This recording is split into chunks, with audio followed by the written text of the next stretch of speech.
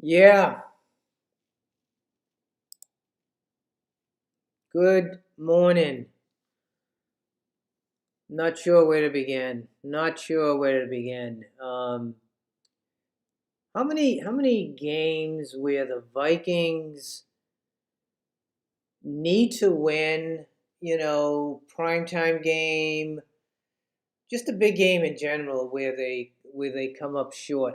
It seems like that's the what I'm used to now. You get up for a game like this, you wait all week, you get pumped, you get more food than you need. You sit down and it's always the same. The excuses, players going down. Um, I don't know where to begin. We could have controlled our destiny. 6-5. Instead, we're losers today. Guys are hurt.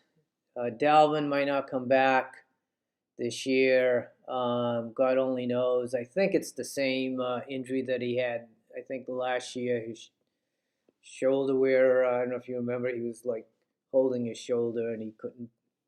That Seattle game, the whole thing is just messed up.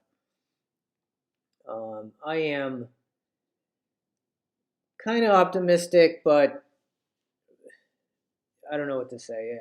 Maybe I'm just being too optimistic. Um, Kirk Cousins is a little weird. It seems like him and Jefferson really aren't getting along. It seems like he's making these poor throws on purpose. I don't know if that's a stretch, but I'm just getting these vibes that he's going to get his money one way or the other. So why does he even care? And does he even want to be in Minnesota anymore? It's like it's so hard to deal with. A tough loss. Let's talk about Dalvin Cook. It looks like he's out. Um, it's the same shoulder that he hurt a year or two ago, and it's come back, and you know, it's just going to be hard to deal with. I'm actually lost for words because I don't know what to say. Pretty pretty dejected right now. It's like I just got a text from my a client back east in the Boston area who you know wasn't being mean or anything, but he was like, "Hey, the Pats look really good," and it's like, you know, why does the Pats every turn it around and we can't seem to do that year in and year out? It's so frustrating. The only bright spot is Kenny here. I think you got to get him the ball more often. That it seems like every time he touches the ball, he's scoring a touchdown. He got me to jump out of my chair, and it was the coolest thing to see him take off and make a just a great run. So let's look forward to Kenny. I think he's really going to help us, especially now that we might not have Cook. And then I want to talk about who wins the Poodle of the Week award and the Purple Poodle. A poodle to me is someone who can't hit on defense, you know.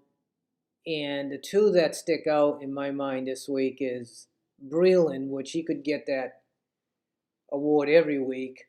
He's always trying to go up high and bring a guy down, like in this picture here. You know, this is not the game that they played this week. This was against the Bengals. And when you're chasing a guy down, you want to go after his legs. That's what's going to bring him down, not up in his shoulder where he can just drag you along. And he does that every time he goes to make a tackle. He goes up high and he kind of spins around and he ends up on the ground and the guy's still running. And then Woods, same thing. He's not hitting.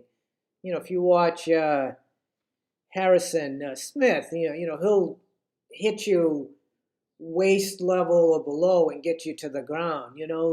These other guys don't want to do that.